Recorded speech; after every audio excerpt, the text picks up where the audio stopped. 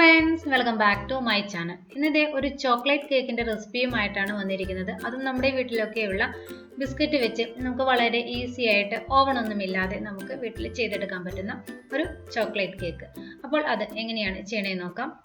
അതിന് ഒരു 200 ഗ്രാമിന്റെ ഒരു പാർലെ ജിയുടെ ബിസ്ക്കറ്റ് പാക്കറ്റാണ് ഞാൻ എടുത്തിരിക്കുന്നത്. അതിനെ നമുക്ക് മിക്സിയിലേക്ക് ഒന്ന് ഇട്ട് നന്നായിട്ട് പൊടിച്ചെടുക്കാം. ഇതിലേക്ക് ഒരു 3 ടേബിൾ സ്പൂൺ പഞ്ചസാര ഞാൻ ചേർക്കുന്നുണ്ട്. നമ്മുടെ ബിസ്ക്കറ്റിന് മധുരമുണ്ട്, അതുകൊണ്ട് കുറച്ച് പഞ്ചസാര മതി. കൂടുതൽ വേണമെങ്കിൽ അത് ചേർത്ത് എടുക്കാം. നന്നായിട്ടൊന്ന് പൊടിച്ചെടുക്കാം. ഇനി പൊടിച്ച മിക്സിലേക്ക് നല്ല പൗഡറാക്കി തന്നെ പൊടിച്ചെടുക്കണം. ഇതിലേക്ക് 1 സ്പൂൺ ബേക്കിംഗ് പൗഡറും 1/4 സ്പൂൺ ബേക്കിംഗ് സോഡയും ഒരു നുള്ളു ഉപ്പും ചേർത്ത് നന്നായിട്ട് വീണ്ടും നമുക്കിതിനൊന്ന് അരിച്ചെടുക്കാം.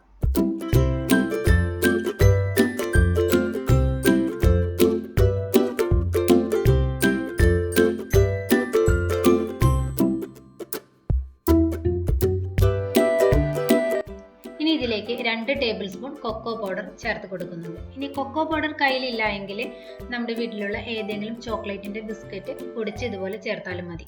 അപ്പോൾ 100 ഗ്രാമിന്റെ പാർലെ ജി ബിസ്ക്കറ്റും 100 ഗ്രാമിന്റെ ചോക്ലേറ്റും ബിസ്ക്കറ്റും കൂടെ പൊടിച്ച് ഇതുപോലെ നന്നായിട്ട് മിക്സ് ചെയ്തെടുക്കാം.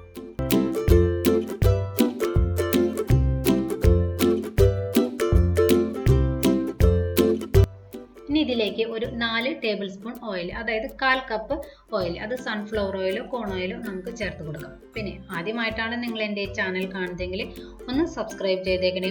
ഇഷ്ടമായ ലൈക്ക് ചെയ്യാനും ഷെയർ ചെയ്യാനും കമൻറ്റ് ചെയ്യാനൊന്നും മറക്കരുത്.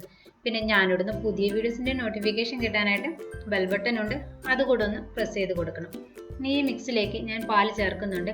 എനിക്കൊരു 3/4 കപ്പ് പാലാണ് ഈ ഒരു മിക്സിന് വേണ്ടി വന്നത്. അപ്പോൾ ഞാൻ കുറേശ്ശെയായിട്ടാണ് ഈ ഒരു പാൽ ചേർത്ത് കൊടുക്കുന്നത്. ഒറ്റയടിക്ക് തന്നെ നമ്മൾ അതിലേക്ക് പാൽ ചേർത്ത് ഇങ്ങനെ മിക്സ് ചെയ്യരുത്. അപ്പം നമ്മുടെ ബാറ്ററിൻ്റെ ലൂസ് അനുസരിച്ച് വേണം നമ്മൾ പാൽ ചേർത്ത് കൊടുക്കാനായിട്ട്.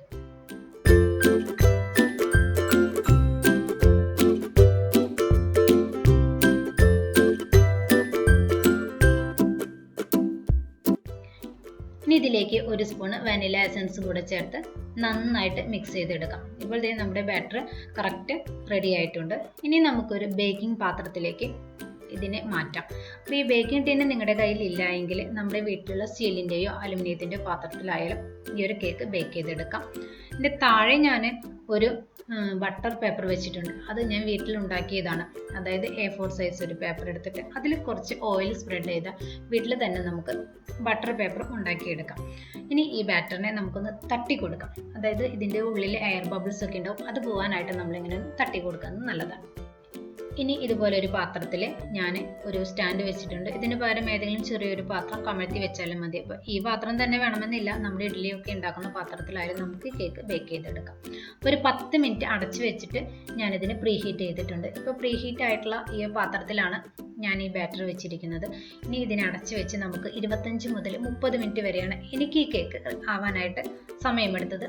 ചിലപ്പോൾ നിങ്ങൾക്ക് അതിൽ ചെറിയ വ്യത്യാസങ്ങളൊക്കെ വരാം. ഇതേ കണ്ടല്ലോ, കേക്ക് റെഡി ആയിട്ടുണ്ട്.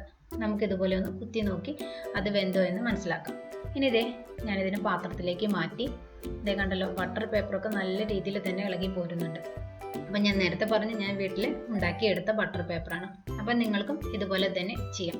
അപ്പോൾ വളരെ ഈസി ആയിട്ട് തന്നെ നമുക്ക് ഓവൺ ഒന്നുമില്ലാതെ നമുക്കിതുപോലെ ഒരു ചോക്ലേറ്റ് കേക്ക് ഉണ്ടാക്കാം. ഈ കേക്കിനെ ഞാനൊന്ന് ചെറുതായിട്ട് ഡെക്കറേറ്റ് ചെയ്യാമെന്ന് വിചാരിച്ചു. അപ്പോൾ വിപ്പിംഗ് ക്രീം ഒക്കെ വെച്ച് ഡെക്കറേറ്റ് ചെയ്യാൻ അറിയാത്തവർക്ക് ഒരു ചെറിയൊരു ട്രിക്ക്. ഇത് വേറെ ഒന്നുമല്ല, നമ്മുടെ പൊടിച്ച പഞ്ചസാരയാണ്. ഇത് വെച്ച് നമുക്ക് ഇതുപോലെ ഒന്ന് ഡെക്കറേറ്റ് ചെയ്തെടുക്കാം. ഇനി ഇതിൻ്റെ സെൻറ്ററിലായിട്ട് ഞാൻ കുറച്ച് ന്യൂട്രല്ല കൂടി ചേർത്ത് കൊടുക്കുന്നുണ്ട്. ഇത് കുട്ടികൾക്കായി സ്പെഷ്യലാക്കി ഉണ്ടാക്കിയ കേക്കായതുകൊണ്ട് തന്നെ ന്യൂട്രല്ല കൂടി സ്പ്രെഡ് ചെയ്യുന്നുണ്ട്. ഇങ്ങനെ ചെയ്യണമെന്ന് നിർബന്ധമില്ല കേട്ടോ. അപ്പോൾ ഈ ഒരു ഭാഗം ന്യൂട്രല്ല സ്പ്രെഡ് ചെയ്തിട്ട് കഴിക്കുന്ന ഈ ഒരു ഭാഗം ഏകദേശം ഒരു ബ്രൗണി കഴിക്കുന്ന ടേസ്റ്റാണ്. അപ്പോൾ അതുകൊണ്ടാണ് ഞാനിങ്ങനെ ചെയ്തത്. അപ്പോൾ ഈ ഒരു കേക്കിൻ്റെ റെസിപ്പി നിങ്ങൾക്ക് ഇഷ്ടമായാൽ എല്ലാവരും ഒന്ന് ട്രൈ ചെയ്ത് നോക്കുക. എന്നിട്ട് അഭിപ്രായങ്ങൾ പറയാനായിട്ട് മറക്കരുത്. പിന്നെ ചാനൽ ഇതുവരെയും സബ്സ്ക്രൈബ് ചെയ്യാത്തവരാണെങ്കിൽ ഒന്ന് സബ്സ്ക്രൈബ് ചെയ്തേക്കാം. അപ്പോൾ ഇതുപോലെയുള്ള നല്ല നല്ല റെസിപ്പിയുമായിട്ട് ഇനി നമുക്ക് അടുത്ത വീഡിയോയിൽ കാണാം. Thank you.